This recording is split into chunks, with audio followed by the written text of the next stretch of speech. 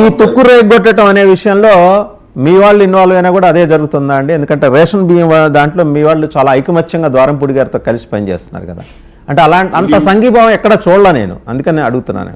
100% sir, ఎవరైనా సరే మా పార్టీ నాయకులు చేస్తే కూడా ఖచ్చితంగా తాళ తీస్తామని చెప్పాం. బెల్ట్ షాపులు కాడు కానీ లిక్కర్ షాపులు కాడు కానీ ఎక్కడ జరిగినా కూడా బాబు గారు క్షమించట్లేదు. మా చంద్రగిరిలో ఈ విధంగా కొన్ని బెల్ట్ షాపులు ప్రయత్నం చేసిన వ్యక్తుల్ని అరెస్ట్ చేసి జైల్లో పడేశారు. రిక్వెస్ట్ చేసి మళ్ళీ బెయిల్ లిస్ట్ పంపించాం. సో అదే సందర్భంలో